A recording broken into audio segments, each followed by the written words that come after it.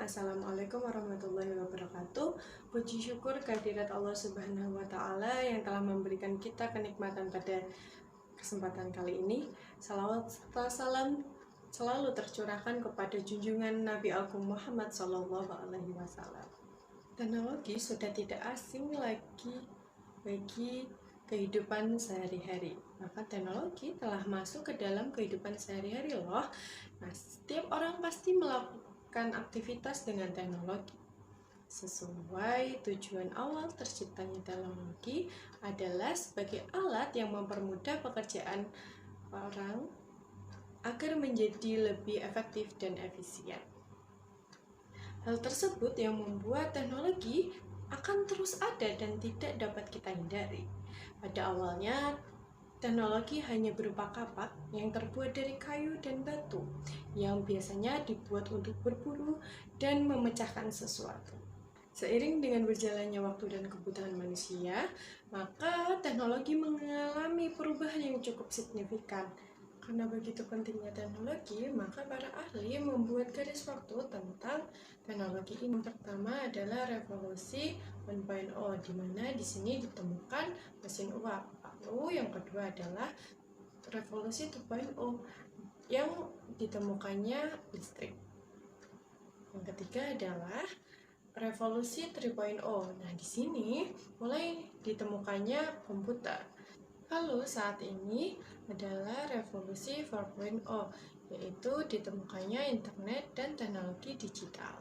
Ungkapan mengenai revolusi industri 4.0 itu awalnya menghebohkan dunia.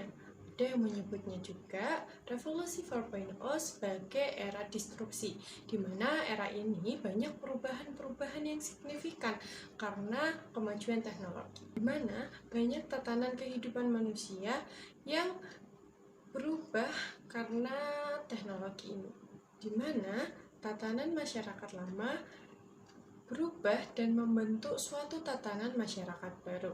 Selain itu, telah banyak terjadi hilangnya jenis pekerjaan lama dan terbentuk jenis pekerjaan baru, seperti hilangnya pekerjaan pengantar koran dan telepon yang digantikan oleh teknologi.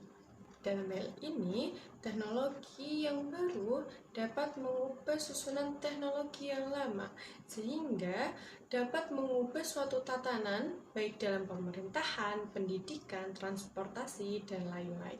Namun, peluang kemajuan yang ditawarkan dari teknologi revolusi industri 4.0 ini membuat setiap negara berlomba-lomba mengejar setiap elemen dari teknologi tersebut, termasuk Indonesia. Presiden Joko Widodo pernah menetapkan agenda nasional bangsa Indonesia, yaitu Making Indonesia 4.0, dengan Kementerian Perindustrian sebagai leading sector atau sektor pemimpinan.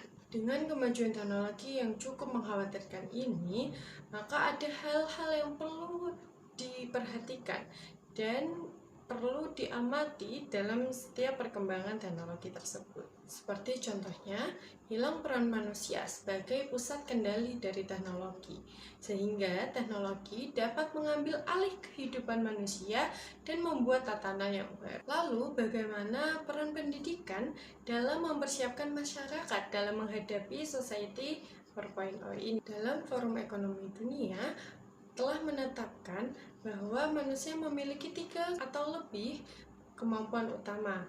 Yang pertama adalah kemampuan dalam memecahkan masalah yang kompleks. Yang kedua adalah kemampuan untuk bisa berpikir secara kritis. Yang ketiga adalah kemampuan untuk beraktivitas. Salah satu dari kemampuan tersebut akan tergantikan dengan teknologi apabila manusia tidak berwaspada. Nah, di sini peran pendidikan memiliki tanggung jawab dalam memenuhi 3 kemampuan yang utama dalam menghadapi masa depan. Nah, pendidikan memiliki tanggung jawab dalam memenuhi 3 kemampuan utama yang dimiliki manusia.